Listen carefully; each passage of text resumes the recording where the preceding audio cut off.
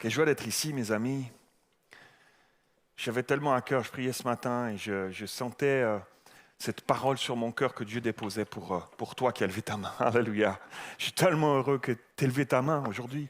Je priais dans les larmes ce matin. Je disais, Seigneur, sauve encore aujourd'hui.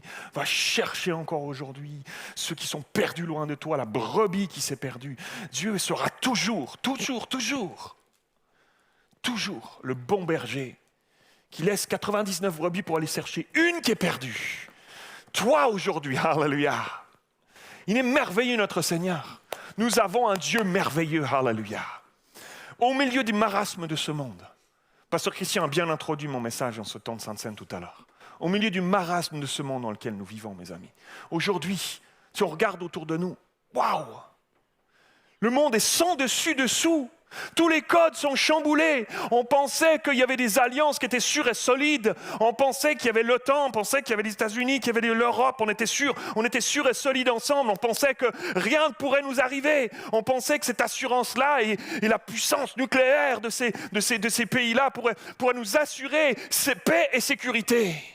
Et aujourd'hui, tout est chamboulé. Il suffit d'un changement présidentiel à l'autre bout de l'Atlantique, et puis boum, des changements arrivent, et des alliances se défont, et d'autres alliances se font, et ça tisse, et ça détisse, et ça retisse autrement. Et nous, on est là, on subit ces choses-là. Je ne sais pas comment tu te sens aujourd'hui, mais moi, quand je regarde les médias aujourd'hui, quand je regarde tout ça, je dis, on subit en fait. On subit ces choses-là. On n'a même pas notre mot à dire là au milieu de tout ça. Personne ne veut la guerre. Demande aux Ukrainiens, demande aux Russes, demande aux Gazaouites, demande aux Israéliens, demande aux Soudanais, demande aux Congolais. Et en ce moment, qui veut la guerre? Personne ne veut la guerre. On a l'impression de subir ces choses-là. On a l'impression et on se pose ces questions-là. On se dit, mais où est-ce qu'on va s'en aller? Aujourd'hui, la France, aujourd'hui, l'Europe, on est en train de parler de réarmement. Mais qui aurait pensé, après la Seconde Guerre mondiale, où on arrêtait, au contraire, on voulait arrêter tout ça. On parlait de dénucléarisation. On parlait de toutes ces choses-là. On pensait que c'était un acquis. On pensait que ces choses-là, on les construisait et qu'à un moment donné, on allait vivre dans un monde de paix, de sûreté, d'assurance, où plus rien ne pourrait nous arriver. Et aujourd'hui, toutes ces fondations-là vacillent complètement. Et on se dit, mais jusqu'où ça va aller, cette escalade? Est-ce qu'un jour, on va la voir, cette troisième guerre mondiale? Est-ce que ces choses-là vont arriver? Est-ce que c'est proche? Est-ce que ça va arriver là, cette année? Comment ça va arriver? Il suffit d'un politicien qui dit une parole qui bascule. Il suffit d'un président qui appuie sur un bouton et puis bing, tout va basculer, mes amis. Et la question que je pose, qu'on se pose, que tu te poses, que je me pose, est-il possible encore aujourd'hui, dans ce monde actuel, là aujourd'hui, en ce mois de mars 2025, est-il possible encore d'avoir un sentiment de sécurité? D'avoir un sentiment de sécurité. La Bible nous dit quand les hommes diront paix et sécurité, paix et sûreté. Une ruine soudaine les surprendra. Comme une femme enceinte, les douleurs de l'enfantement. Bam, ça, une ruine soudaine. Wow. Est-il possible encore dans ce monde d'avoir un sentiment de paix, de sécurité? Le monde est si chamboulé, le monde est tellement chamboulé où il y a plus en plus de crainte de l'avenir qui est là au milieu de nous. Qui est à l'abri? Qui est à l'abri aujourd'hui? La Bible nous dit dans 1 Corinthiens chapitre 10 verset 12 que celui qui croit être debout prenne garde de tomber. C'est pas acquis. On pensait des choses, on pensait qu'il y avait certaines choses sur lesquelles on pouvait s'appuyer. Tu crois être debout, prends garde, tu peux tomber n'importe quand. Alors, au milieu de ce tableau sombre dans lequel nous vivons aujourd'hui, on se dit la vérité, on prêche la vérité, on veut être le plus près possible, l'équipe pastorale ici à EP, on veut être le plus près possible de ce qu'on vit, de nos réalités du quotidien. Dieu vient nous rejoindre dans nos réalités du quotidien. La parole de Dieu, la Bible, la foi chrétienne n'est pas un vieux truc, vieux d'il y a 2000 ans en arrière, tout poussiéreux comme certains le pensent, comme ceux qui ne le connaissent pas le pensent. Dieu est un Dieu de proximité qui vient nous rejoindre dans notre quotidien, dans nos défis quotidiens, dans nos situation quotidienne, aujourd'hui, là, maintenant. Alléluia. Alors, au milieu de ce tableau-là, j'ai intitulé le titre de mon message le refuge du disciple. On est dans une série de messages. Le refuge du disciple sur le disciple. Et voici la parole pour nous aujourd'hui, au milieu de ce tableau que je viens de décrire. Celui qui demeure sous l'abri du Très-Haut repose à l'ombre du Tout-Puissant. Alléluia. Vous allez le dire avec moi. C'est le premier verset du psaume 91. Celui qui demeure sous l'abri du Très-Haut repose à l'ombre du Tout-Puissant. Je dis à l'Éternel, mon refuge, ma forteresse, mon Dieu en qui je me confie. Car c'est lui qui te délivre du filet de l'oiseleur, de la peste et de ses ravages. Il te couvrira de ses plumes et tu trouveras un refuge sous ses ailes. Sa fidélité est un bouclier, une cuirasse. Tu ne craindras ni les terreurs de la nuit, ni la flèche qui vole de jour, ni la peste qui marche dans les ténèbres, ni la contagion qui frappe en plein midi. On dirait que ce psaume a été écrit pour nous aujourd'hui, là. Incroyable. Que 1000 tombent à ton côté, 10 000 à ta droite, tu ne seras pas atteint. De tes yeux seulement tu regarderas et tu verras la rétribution des méchants. Car tu es mon refuge, ô Éternel. Tu fais du Très-Haut ta retraite. Aucun malheur ne t'arrivera. Aucun fléau n'approchera de ta tente. Car il ordonnera à ses anges de te garder dans toutes tes voies. Ils te porteront sur les mains de peur que ton pied ne heurte contre une pierre. Tu marcheras sur le lion et sur l'aspic. Tu fouleras le lionceau, le dragon. Puisqu'il m'aime, je le délivrerai, je le protégerai, puisqu'il connaît mon nom. Il m'invoquera, je lui répondrai. Je serai avec lui dans la détresse. Je le délivrerai et je le glorifierai. Je le rassasierai de longs jours et je lui ferai voir mon salut. Quelqu'un dit Amen. Alléluia. Quelqu'un applaudit le Seigneur. Oh, Alléluia. Alléluia, Seigneur. Littéralement, dans ce premier verset du psaume 91, le mot « demeurer », celui qui demeure, c'est « yashab » dans l'hébreu.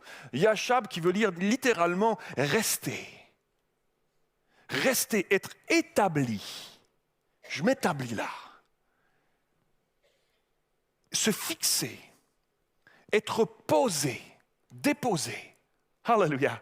Yashab, mes amis. Celui qui yashab, celui qui est posé, celui qui est établi, celui qui choisit de s'asseoir, celui qui choisit de rester, de se fixer. Waouh! On ne peut pas être protégé en sécurité si on ne choisit pas de s'établir. Yashab, de se poser, de se fixer. Et il y en a trop, y compris dans le monde chrétien, qui ne sont pas fixés, qui ne sont pas posés, qui ne sont pas établis sur les fondements solides. Et on voit aujourd'hui tant de chrétiens, alors que le monde est ébranlé, commence à avoir des craintes, les mêmes craintes que le monde, commence à avoir les mêmes peurs qu'avant qu'on connaisse Dieu. Alors finalement, ça change quoi si on a Dieu ou si on n'a pas? Si Dieu dans nos vies n'a pas cette capacité de m'assurer cette assurance-là, alors à quoi ça sert tout ça? Ça manque de fondement. Il y a quelque chose qui lorsqu'on est confronté à l'adversité, qui est révélateur, qui révèle où sont mes fondements, où sont mes fondations. C'est dans nos comportements, dans ces temps compliqués dans lesquels on vit, démontre où sont mes vraies fondations. Où est-ce que j'ai investi? Est-ce que je suis yashab? Est-ce que je suis vraiment établi? Est-ce que je me suis posé? Est-ce que je me suis fixé en Dieu, véritablement?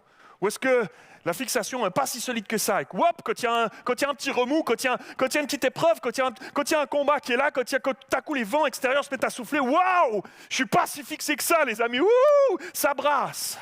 Où sont nos fondations? Lorsqu'on vivait à Bordeaux, juste avant de venir ici à Paris, il y a 3 ans en arrière, 3 semaines avant qu'on quitte Bordeaux, on était dans les cartons et le déménagement était bien préparé et des cartons du sol jusqu'au plafond un peu partout chez nous. On se préparait avec joie à suivre le Seigneur, à rejoindre toute l'équipe ici à Paris. Et je me rappelle qu'un jour on était dans notre jardin, on soufflait un peu d'avoir fait des dizaines de cartons. Et puis je regarde le ciel au fond et je vois le ciel commence à s'assombrir avec une teinte un peu jaunie comme ça, un peu sombre jaune comme ça. J'ai appris par la suite que c'était mauvais signe Quand c'est comme ça, c'est pas un beau coucher de soleil. Hein. C'est pas le rainbow. C'était des nuages qui nous arrivaient contre, sombres, mais jaunes comme ça un peu. Il semblerait, que j'ai appris ça par la suite, hein, mais il semblerait que c'est un annonciateur de grêle. Donc là, je le vois arriver, et là, je vois un mur de grêle qui nous arrive dessus. Et là, on l'entend arriver au fond. Ça tape. Ça commence à un bruit sourd comme ça qui monte de plus en plus fort. Et là, tu le vois arriver. Ça tape sur les toits des maisons et ça se rapproche. Je le vois, ça arrive. C'est dans le jardin du voisin. Ça arrive par chez nous. Et c'est des balles de golf. Des balles de golf comme ça, qui tombent. Ça tombe partout autour de nous. Et là, mes amis, là tu essaies de dire qu'est-ce que je dois protéger, qu'est-ce que je vais ma voiture, qu'est-ce que je vais protéger. Et là, tu cours, tu ramènes des trucs extérieurs, tu rentres à l'intérieur, le salon de jardin, les trucs, tu rentres à l'intérieur, tout ça. Et là, ça commence, ça tombe de waouh. Et là, on rentre, on se réfugie à l'intérieur, on ferme tout. Et là, je suis dehors, je regarde par la fenêtre. Et là, ça commence à tomber comme ça. Donc, je baisse les volets, ça tape sur les volets, ça commence à faire des trous dans mes volets. Et là, j'entends ma voiture qui crie. J'entends ma voiture, elle me parle, elle dit au secours. Ça tapait sur ma voiture, les volets sont en bas, je l'entends, comment ça va? Et ça a duré 7-8 minutes comme ça. 7-8 minutes, c'est long hein, quand c'est comme ça. 7-8 minutes, c'est une éternité, mon ami. 7-8 minutes. Et puis jusqu'à ce que ça se calme. Et là, ça se calme. Et là, on ouvre, je sors devant chez moi. Et là, il y a une couche, c'est blanc partout. Il y a une couche de grêle, des balles de golf partout. Je les ai pris dans mes mains, j'ai pris des photos pour garder le souvenir. C'était partout. Il y a comme une atmosphère. C'était le mois de juin, donc il faisait déjà chaud dehors. Donc en fait, il y a une atmosphère, ça fumait comme ça. La pénombre est arrivée, il était le début de la nuit. Ça fumait comme ça, parce que le chaud du sol avec le glacé de la grêle partout autour de nous. Les voisins, ils sortaient dehors, leur voiture était défoncée. Et là, je regarde ma voiture, moi. 700, je le dis après, je l'ai appris, c'est le carrossier qui a calculé, 700 impacts de grêle sur ma voiture. Elle était comme ça, ma voiture. Incroyable, mes amis. Sais-tu quoi? La grêle atteint seulement ceux qui ne sont pas protégés. On s'est réfugiés. Moi, je n'ai rien eu du tout. Ceux qui n'étaient pas protégés, ma voiture, et ceux qui n'étaient pas protégés, ont été puissamment atteints, mes amis. Il y a en Dieu un refuge quand on choisit d'aller en lui, quand la grêle arrive, quand la pluie arrive, quand la noirceur des situations qu'on vit chacun d'entre nous dans nos quotidiens arrive. Il y a un endroit, un seul, dans lequel on peut aller se réfugier. Et lorsqu'on est dans cet endroit-là, on est protégé. Lorsqu'on est à cet endroit-là, qu'on choisit de s'y fixer. Si j'avais choisi de sortir dehors, j'aurais été défoncé en quelques secondes. Non, je n'irais pas. J'étais tenté d'aller. Je vais prendre ma voiture, je vais aller la mettre sous un arbre quelque part, sous un abri. Mais non, tu restes là. C'est pas raisonnable. Reste là. Le seul endroit raisonnable où être face au marasme de ce monde, face aux attaques de l'ennemi, c'est de rester caché, fixé en lui, mon ami. Quelqu'un dit Amen. Hallelujah. Je suis venu vous parler ce matin d'une protection sur nos vies. La protection du disciple, le réflexe du disciple qui choisit d'aller se fixer, qui choisit d'aller se réfugier, une protection sur nos vies, autour de nous, autour de notre cœur, que Dieu aimerait mettre, mes amis, pour nous garder, pour nous protéger des pièges, pour nous protéger des embûches de l'ennemi qu'il veut mettre sur notre route, mes amis. Celui qui demeure, celui qui yachab, celui qui se fixe, mes amis, est protégé de la tempête. Ça ne veut pas dire qu'il n'y a pas de tempête. La tempête souffle. Je l'entendais tournoyer autour de la maison. Ça faisait flipper. Mais nous sommes protégés. Il y a une protection divine qui est là. On est protégé au milieu de la tempête. On est protégé quand elle souffle. On est à l'abri. Notre cœur n'est pas atteint. Alléluia. Il y a un endroit, mon frère, ma sœur, où Dieu t'appelle à marcher, à rester, à être fixé, établi, à être, où ton cœur sera protégé, où il n'y aura plus de place aux abus, il n'y aura plus de place à toutes ces blessures, ces souffrances. Il n'y a plus de place à ces choses-là. Il y a une protection qui sera là, la protection divine, alléluia. Ceci dit, c'est vrai que ça demande un effort de yachab. Ça demande un effort de rester, de demeurer. Ça demande un effort de notre part de se poser, de rester. Notre nature humaine a envie de bouger, a envie d'aller voir ailleurs. C'est parfois compliqué de rester, de se fixer. On vit dans un monde où la cadence va si vite. On est tellement habitué à faire. On est tellement habitué à avoir toutes sortes de choses autour de nous, à avoir toutes sortes d'activités, d'être dans une espèce de frénésie, une espèce de rythme où il se passe toujours quelque chose, où tout va si vite. Même dans nos pensées, c'est pas facile de se fixer. On vit dans un monde hyperactif aujourd'hui. On vit dans un monde hyperactif. Hier encore, on était dans les transports, on visitait une famille de l'église, on a passé l'après-midi chez eux, et puis dans Paris, et puis on rentrait dans les transports avec Nicole et Salomé, et j'étais là, puis nous on est dans les transports, c'est blindé comme d'habitude, on est debout, puis on papote, on discute, on est là dans le transport, puis je regarde autour de moi, c'est fou, mais on est tous habitués à ça, on le fait même, on se fait, ça scrolle tout le temps, ça scrolle, Puis je regarde le gars, il est assis à côté de moi. Son siège me parle, je me suis dit, il aurait pu me laisser, j'étais plus âgé que lui, il aurait pu me laisser, ça aurait été sympa. Mais bon, il est là, donc je le surplombe, donc j'ai le nez sur son écran, comme ça. Et il regarde n'importe quoi. Un monsieur qui met une brique sur une autre, un peu de mortier, puis en accéléré, hop, il a construit sa maison, hop, c'est passé 12 secondes, il a construit sa maison, hop, il scrolle, il regarde, hop, il passe sur un autre truc, c'est un petit chat qui saute sur le canapé, clac, machin. Il regarde ça. Le monsieur, il a l'air d'un monsieur bien, quoi. Ça a l'air d'être un monsieur bien dans ses baskets, tu vois, c'est la quarantaine, comme ça. Voilà, quoi. Aujourd'hui, on vit dans un monde où tellement de choses qui sont là, puis on scrolle, on vit une vie de on est à l'ère du scroll, en fait, les amis. Il y a tellement de choses qui nous bombardent, qui sont tout le temps là, en permanence, ça va si vite. C'est pas facile de se fixer, de se poser, de dire non, j'irai pas scroller. Non, je prendrai un temps pour Dieu. Je vais aller me réfugier en lui, au milieu de ma journée, au milieu de ma semaine, au milieu des défis qui sont là, au milieu de mes problèmes émotionnels, au milieu de mes défis professionnels, où il y a tellement de pression et tout ça, j'ai besoin, je vais aller me réfugier, arrête, je me fixe, allez, fixe-toi. Ça demande quelque chose, vrai ou pas vrai? Quels sont ceux qui ont de la facilité à prier?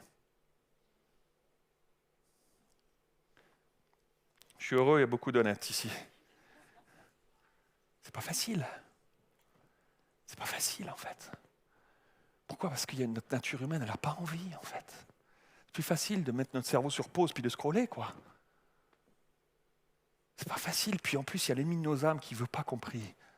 Parce qu'il sait très bien que quand on va prier, c'est très bien quand on va là, on devient des gens qui ressemblent de plus en plus à Jésus, à Christ. Et quand on ressemble de plus en plus à Christ, on est efficace pour le royaume de Dieu.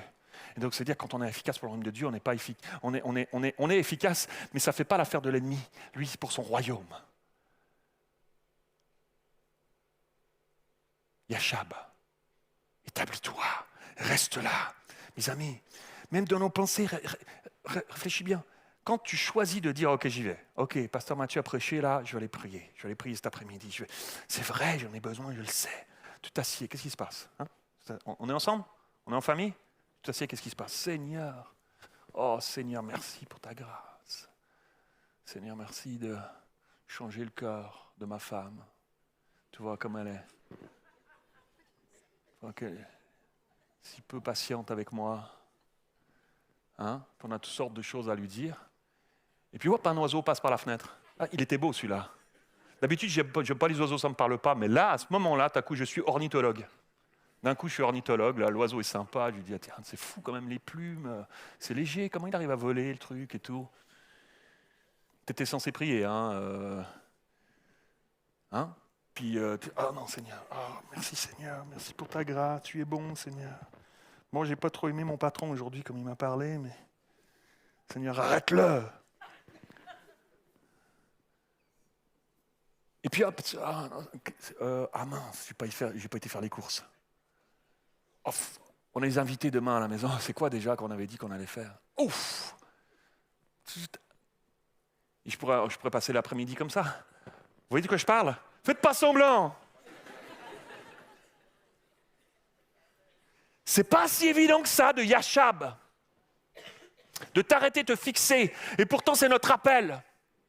Et pourtant, c'est notre appel dans ces temps compliqués dans lesquels nous vivons. C'est l'appel de Dieu sur nos vies depuis le jour où tu as rencontré le Seigneur, que tu as découvert, qui t'a fait la grâce de te sauver en mourant sur la croix pour nous, de passer du temps dans la prière, à chercher sa face, à apprendre à le connaître, pour que ta vie soit transformée et que nous ne marchions plus comme le monde, que nous ne laissions plus nos pensées comme le monde. L'apôtre Paul, il avait bien compris ça. Lui aussi, il devait avoir des combats avec le petit oiseau qui passe. Lui aussi, parce qu'il a dit, il faut qu'on apprenne à amener nos pensées captives à l'obéissance de Christ.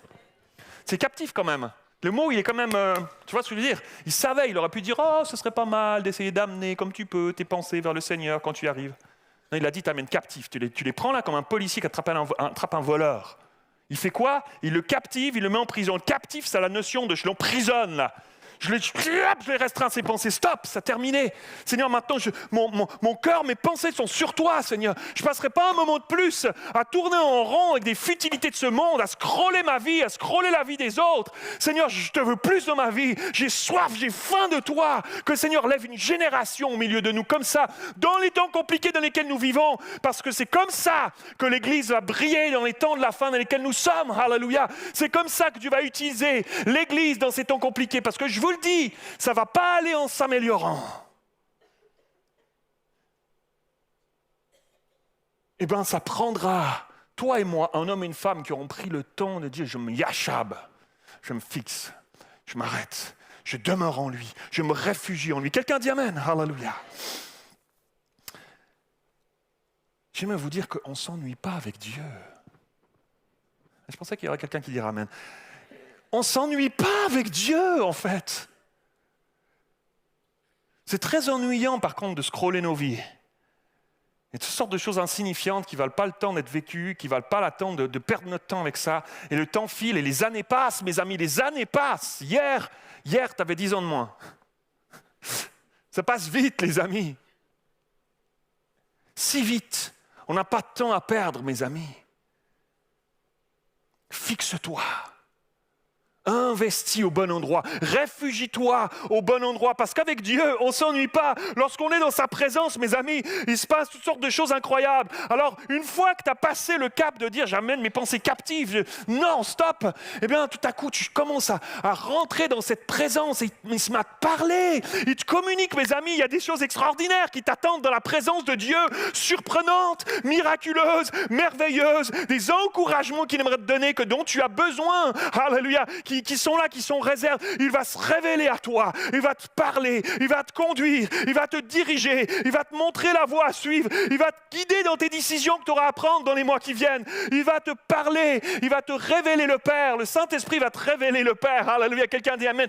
Il va déverser sur toi son amour dont tu as tellement besoin, dont j'ai tellement besoin. Il va le faire, mes amis, c'est dans sa présence qu'on trouve toutes ces choses. Alléluia. Il y a plein de gens qui pourraient témoigner de ça ici. Il existe un état de cœur, un endroit, un refuge dans la présence de Dieu, où il est possible d'être en paix, d'être en sécurité, même au milieu du marasme de ce monde. Et j'aimerais encourager ce matin quelqu'un qui est fatigué en ce moment, éprouvé, ébranlé. J'aimerais encourager quelqu'un qui est chamboulé dans sa marche avec Dieu en ce moment. Découragé, fatigué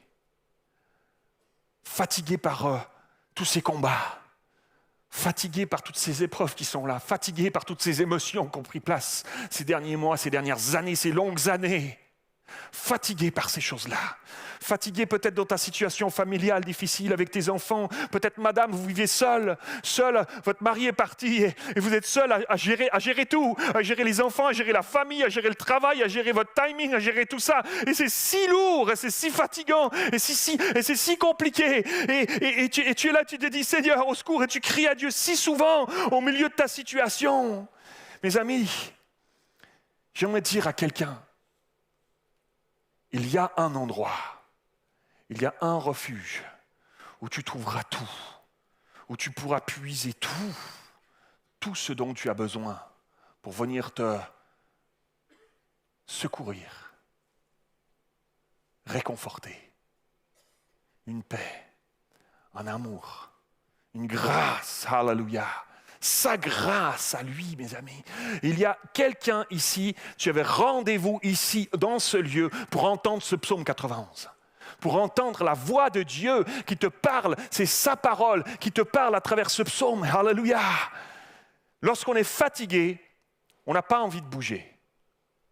Eh bien, j'aimerais dire, sois encouragé aujourd'hui. Dieu ne s'attend pas à ce que tu cours à gauche, à droite. Il ne s'attend pas à ce que le monde s'attend de nous. Il n'a pas les pressions de ce monde sur nous. Il n'y a pas les attentes de ce monde pour nous, que ce monde a avec nous, à produire, à tout le temps essayer de produire, d'enrichir, etc. Non, de se mettre tout le temps des trucs dans les poches, j'en ai jamais assez, etc. Puis de chercher la reconnaissance, les titres, etc. Il n'y a pas ça dans le royaume de Dieu. Dieu ne s'attend pas à ces choses-là. Il ne s'attend pas à ces choses-là. Tu n'as rien à prouver. Tu n'as rien à prouver. Tu es approuvé par Dieu. Tu es approuvé par Dieu. Il aimerait te restaurer. Il aimerait te fortifier, il aimerait te guérir, il aimerait te redonner de la vigueur. Il aimerait te redonner de l'espoir, il aimerait te couvrir de son manteau de paix, et même au milieu de la tempête que tu es en train de traverser. Regarde avec moi, j'ai 5 points très rapides que je ressors de ce texte. On pourrait en dire tellement de choses, mais j'ai ressorti 5 points pour nous aujourd'hui. Premièrement, si tu choisis de Yashab, de lui faire confiance, de tout lui déposer, de dire Seigneur, je me réfugie en toi. Tu vois ma détresse, tu vois ma situation, tu vois, mais je veux placer ma confiance en toi, une fois pour toutes là.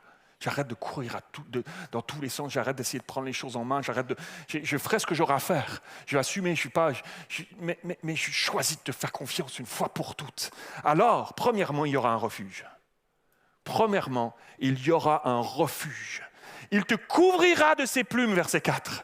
Et tu trouveras un refuge sous ses ailes. Sa fidélité est un bouclier et une cuirasse pour toi. Est-ce qu'il y a quelqu'un qui dit, moi ça m'arrangerait bien, dans ma situation, là, d'être derrière le bouclier de Dieu. Ça m'arrangerait d'être derrière sa cuirasse de justice. Ça m'arrangerait pas mal en ce moment-là. Hein? C'est ça qui te dit. La parole de Dieu, c'est la vérité ou pas? La parole de Dieu, la vérité, il nous dit il y a un refuge. Il y aura un refuge pour toi. Il y a un endroit, le seul endroit ici en ce monde, le seul endroit, mais il y a un endroit en lui où il y a un refuge, où il te couvre de ses plumes, où il est comme un bouclier pour toi face à ce que tu as vécu, à ce que tu as subi, face à tes propres émotions parfois qui te submergent. Un bouclier, une cuirasse, alléluia, qui est là devant toi. Il est cela pour toi, il est cela pour nous, il sera cela pour nous dans les temps qui viennent. Alléluia. Tu ne craindras ni les terreurs de la nuit, verset 5, ni la flèche qui vole de jour. Quelqu'un a de la peine à dormir.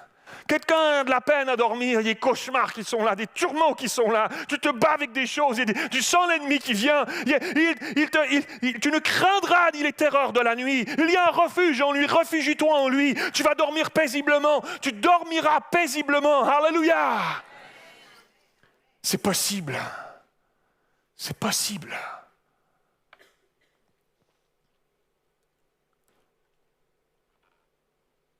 Il y a quelque temps en arrière, je dormais. Et nous, les pasteurs, on vit des combats, on vit des défis, on est au front. Il y a quelque temps en arrière, je dormais dans notre chambre à coucher. Et je suis réveillé au milieu de la nuit avec une angoisse qui m'étreint d'un coup. Et là, je me réveille, je sens une présence démoniaque dans ma chambre à coucher. Je sens l'ennemi qui est là au bout de mon lit. C'est comme une noirceur, on dirait que c'est comme palpable. C'est comme, je n'ai pas vu un personnage, je n'ai pas vu 2 yeux qui me fixaient comme ça. Je sentais cette présence démoniaque qui était là. Je le savais que j'étais là. J'étais comme transi comme ça. Il y a une parole qui s'est mise à sortir de mon cœur. Je me suis mis à prier. Et je me suis mis à chanter. C'est quoi ce chant qui dit qu'il y a un refuge en lui?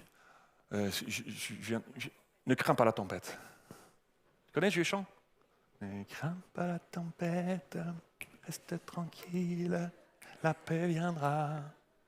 Relève donc la tête, regarde à Jésus, sois plein de foi, qu'importe. Et c'est ça qui m'est venu. Instantanément, je me suis mis à chanter ça. Qu'importe l'adversaire, il était là au bout de mon lit. Chasse la crainte, il est vaincu. Au nom puissant de Jésus, l'ennemi s'enfuit, tu es vainqueur. Je me mets à chanter ça en boucle comme ça. Je me chante à ça en boucle, comme ça. Pas le fait que ce soit la répétition dans la répétition, c'est pas ça. Mais je proclamais Jésus, j'ai posé ma main sur la tête de Nicole qui dormait à côté de moi. Je chantais ça. Au bout de 2-3 minutes, poum, il est parti. Au bout de 2-3 minutes, fini, terminé. La paix, mes amis, la paix. Il y a un refuge en Jésus, mes amis. Même lorsque l'ennemi se présente devant toi, il vient, il essaie de te faire peur. Il y a un refuge en Jésus. J'aurais pas chanté le nom de Jésus, il serait peut-être encore là aujourd'hui dans ma chambre à coucher. Mais dans le nom de Jésus, il s'enfuit l'ennemi, alléluia. Le seul nom, alléluia, qui a vaincu, qui a tout vaincu, alléluia. Nous marchons dans la victoire, on l'a entendu tout à l'heure. On est en train de la vivre, cette victoire, parce qu'au nom de Jésus, tout genou fléchit. Au nom de Jésus, l'ennemi s'enfuit, mes amis, alléluia. Je me suis rendormi comme un bébé juste après. Gloire à Dieu. Et peut-être qu'il reviendra la nuit prochaine. Régulièrement, il repointe son nez. C'est pas la première fois et ce ne sera pas la dernière. Mais il y a un refuge, mon frère, ma soeur. Il faut qu'on acquiert un réflexe à un moment donné. Mes frères et sœurs, dans la maison de Dieu, nous les enfants de Dieu. Parce qu'il va continuer à se déchaîner. La Bible nous dit dans les temps de la fin, il va se déchaîner pour, s'il était possible, même séduire les élus. Alors nous avons un refuge, alléluia. Ce refuge sûr et solide. Il y a un bouclier, il y a une cuirasse derrière lequel on peut se réfugier. Le disciple se réfugie là, mon frère, ma soeur. Alléluia. Quelqu'un dit amen. Mais je suis à fond. Deuxième point. Non. Après, ça dit, ni la peste qui marche dans les ténèbres, ni la contagion qui frappe en plein milieu. Que 1000 tombent à ton côté, 10 000 à ta droite, tu ne seras pas atteint. Si ce n'est pas une tempête, ça, mes amis, c'est pas juste, tranquille, je marche là au milieu. Non, il y en a 1000 qui tombent là d'un côté, puis il y en a 10 000 de l'autre côté. Ça brasse, mes amis. Ça tombe un peu partout. Et toi, tu n'as pas envie de tomber comme eux. Mais si tu es derrière le bouclier, tu ne tomberas pas. C'est pour ça que les flèches, elles vont t'arriver contre. T'inquiète pas. C'est pour ça qu'il est... Mais pourquoi il n'est pas tombé comme les 1000 à gauche et les 10 000 à droite? Pourquoi il n'est pas tombé? Parce qu'il y avait le bouclier de l'Éternel qui était là devant lui. Alléluia. Parce qu'il est allé se réfugier en lui. Alléluia. Voilà notre appel. Voilà, c'est ça l'endroit, le seul endroit où toi et moi on est appelés à rester, à Yachab, à se fixer dans ces temps compliqués dans lesquels nous sommes. Quelqu'un dit amen. Alléluia. Voilà. Deuxièmement, si tu choisis de Yachab, de te fixer, il y aura une délivrance dans ta vie. Car c'est lui qui te délivre du filet de l'oiseleur, de la peste de ses ravages. Puisqu'il m'aime, il dit 2 fois ça dans le psaume, puisqu'il m'aime, je le délivrerai. Alléluia. L'oiseleur, c'est celui qui pose des pièges. C'est l'ennemi, c'est celui qui pose des pièges, qui essaie de te piéger. On a besoin de rester caché en lui pour pouvoir être vigilant. Pas vigilant de notre vigilance à nous, parce que nous, on aura compris des trucs, on aura un peu d'expérience, etc. Non, vigilance de sa vigilance à lui, parce que lui est Dieu, connaît tout. Il connaît les plans machiavéliques de l'ennemi que moi, je n'arrive pas à voir. Et lui va me donner de pouvoir être vigilant de sa vigilance à lui. Alors, c'est pour ça que j'ai besoin de demeurer en lui. Puis c'est là que je trouverai une délivrance. Alléluia. Une vraie délivrance, véritable. Alléluia. Si on demeure sous ses ailes. Alléluia. Je n'ai pas le temps. Troisièmement, si on choisit de Yachab, il y aura un sentiment de sécurité et de paix. La Bible nous dit, je l'ai cité tout à l'heure, quand les hommes diront paix et sécurité, alors une grande ruine surviendra sur eux. Ça, c'est que les hommes disent ça. Mais en lui, nous avons la seule paix, shalom. Ce n'est pas une tranquillité humaine, c'est le shalom divin. C'est la paix qui surpasse l'intelligence, dira l'apôtre Paul, et qui est capable de garder nos cœurs et nos pensées en Jésus. Alléluia. Philippiens. La vraie paix, la vraie sécurité, la seule, on la trouve Yachab, quand on demeure en lui, en Dieu. Tu la trouveras nulle part ailleurs, tu peux aller chercher partout dans tous les recoins de ce bas monde, tu ne la trouveras jamais. Le monde la cherche désespérément, ne la trouve pas, court à gauche, à droite, ne la trouve pas, est désespéré, est capable de faire tout et n'importe quoi, tellement il la cherche en fait. Nous l'avons trouvée, alléluia. Nous l'avons trouvée, elle est en lui, mes amis, Yachab. Il y aura un sentiment de sécurité et de paix, car tu es mon refuge, ô Éternel. Tu fais du très haut ta retraite. Et je serai, verset 15, je serai avec lui dans la détresse. Il y a un sentiment de paix et de sécurité parce qu'il est avec nous dans la détresse, alléluia. Oh, mais il est merveilleux, mes amis. Quelle assurance de savoir que notre Dieu, c'est lui qui est en contrôle. C'est lui qui est là, à nos côtés, à chaque jour, à chaque instant. Surtout dans les moments de détresse, quand la tempête souffle parfois. Il est avec nous au milieu de tout ça. Alléluia. C'est cette paix qui surpasse l'intelligence. Quatrièmement, j'ai bientôt fini, hein, j'avais dit 5. Hein. Si on reste Yashab, qu'on se fixe dans tous les domaines de nos vies, alors, quatrièmement, il y aura une protection sur toi, sur ton cœur et sur ta maison. Car il ordonnera à ses anges de te garder dans toutes tes voies. Quelqu'un dit avec moi toutes. Dans toutes tes voies. Alléluia. Toutes, ça veut dire toutes. Mais quel réconfort. Mais quel bonheur, mais quelle grâce. Est-ce que tu as envie d'être ailleurs que là? Non, c'est là que tu es. Il va te garder. Même il est capable d'envoyer ses anges pour te garder dans toutes tes voies. Ils te porteront sur les mains de peur que ton pied ne heurte contre une pierre. Si c'est pas un bon papa, ça. Même moi, je faisais pas ça avec mes filles. Quand il y avait une grosse pierre, oui. Quand il y avait un vide juste derrière, je disais, oui, là. Mais tu t'es pris les pieds dedans. Il faut faire attention. Moi, je vais t'envoyer, même mon ange, je vais te l'envoyer, que de peur que ton pied ne heurte contre cette pierre, moi. Je t'aime tellement. Si je reste caché en moi, tu verras, je ferai même au-delà de ce que tu peux penser. Waouh! Et je te protégerai, verset 14. Je le protégerai puisqu'il connaît mon nom. Il n'y a que quand on Yashab qu'on connaît son nom. Si tu scrolles ta vie, tu ne vas pas le connaître. Passe du temps sur les réseaux tout le temps. Ce n'est pas là que tu vas apprendre à connaître Dieu. Hein. Même d'écouter des messages à n'en plus finir, à gauche, à droite. C'est pas comme ça que tu vas... Oui, tu apprendras des choses, bien évidemment. Mais la seule méthode, la seule manière, c'est toi seul avec Dieu.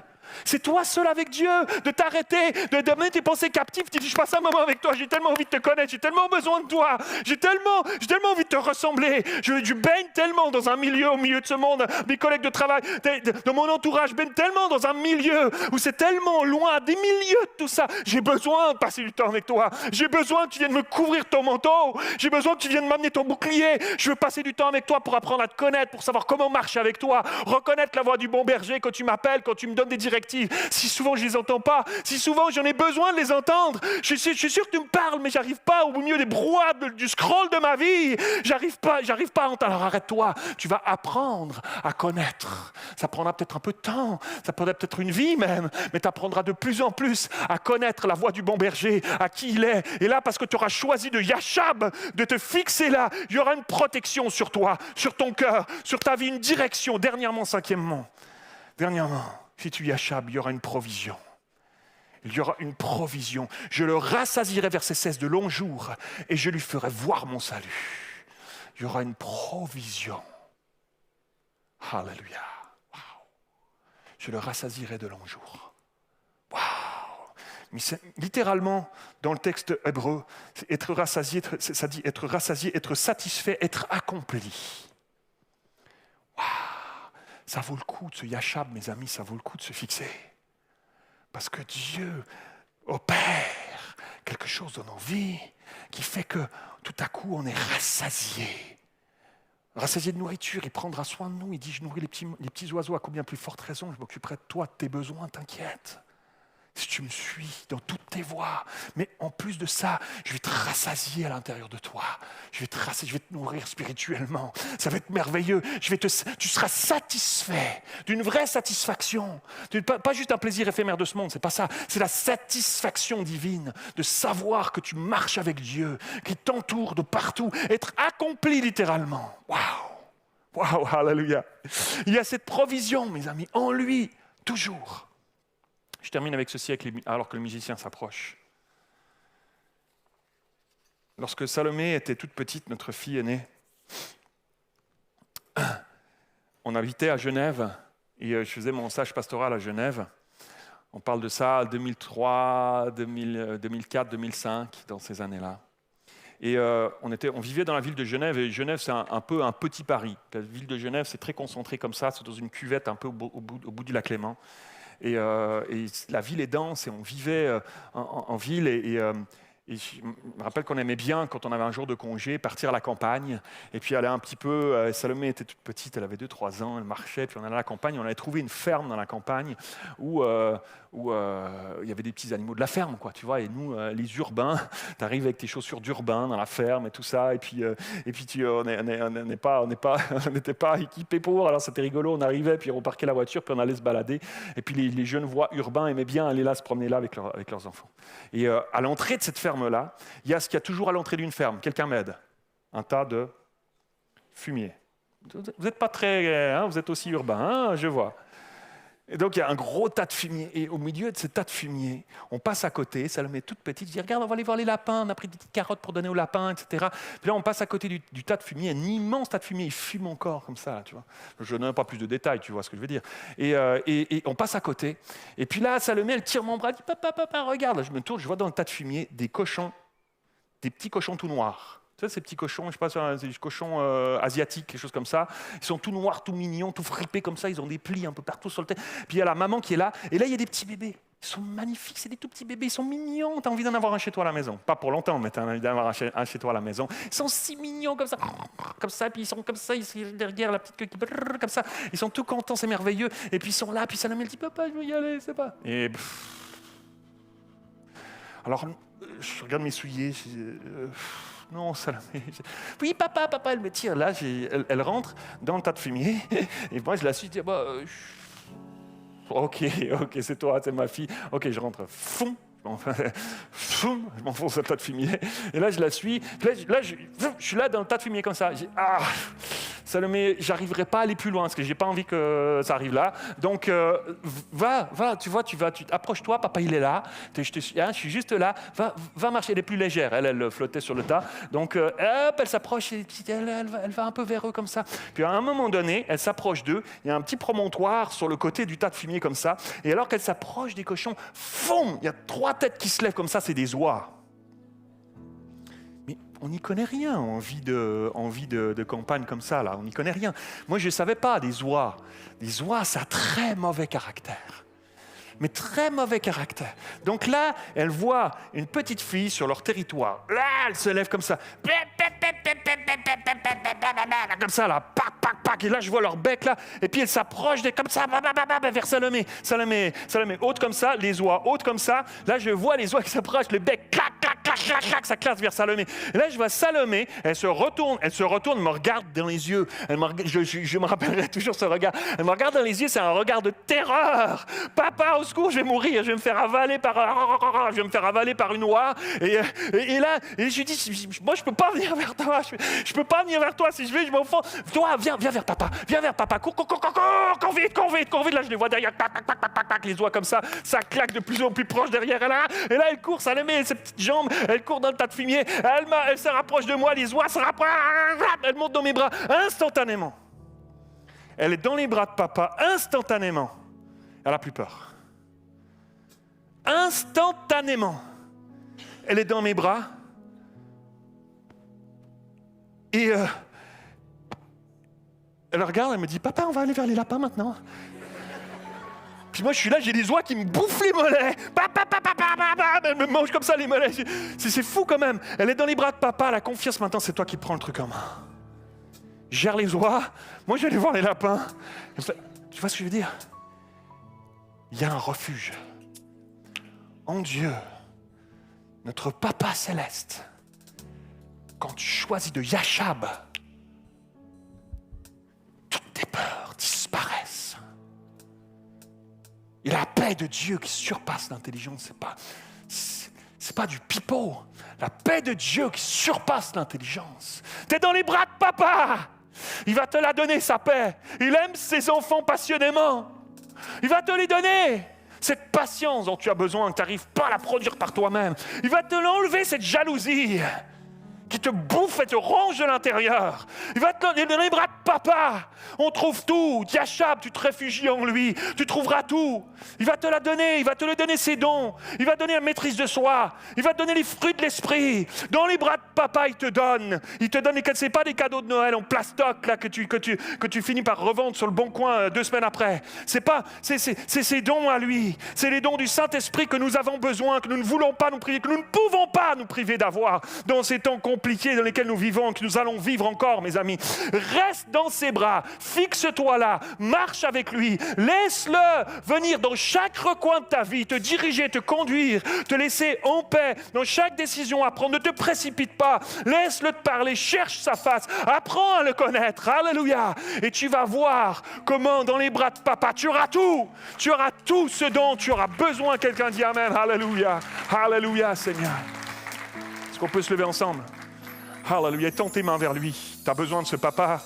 J'ai besoin de ce papa. J'ai besoin de ce papa. Alléluia, ce n'est pas un homme comme les autres. Il était pleinement homme, mais il était pleinement Dieu. Et c'est pour ça qu'il est tout puissant. Lorsque tu choisis d'aller te réfugier en lui pour te donner ce dont tu as besoin. Tout ce dont tu as besoin. Alléluia. Et tends tes mains vers le Seigneur. Commence à prier. Dis-lui, papa, j'ai fait même bizarre. Peut-être il y en a certains, ça vous fait bizarre de dire papa à Dieu. Peut-être que tu as vécu des choses compliquées avec ton papa ici-bas. Peut-être qu'il t'a déçu, peut-être qu'il t'a trahi, peut-être que tu ne lui parles plus. Peut-être qu'il t'a blessé. Mais il est ton papa céleste parfait qui lui seul est capable de venir te guérir là où tu as besoin. Et tu pourras à nouveau dire papa dans ta bouche sans que ça te fasse mal. Parce que lui, il peut venir te guérir si tu te yachabes, si tu te fixes, si tu te réfugies en lui. Il viendra te donner tout ce dont tu as besoin, te reconstruire tes ruines. Il viendra te redonner ce que tu avais perdu. Quand l'ennemi t'avait volé, il va te le redonner. C'est un bon papa. Reste dans ses bras. Yachab, fixe-toi. Alléluia. Fixe-toi. Oh, alléluia, Seigneur.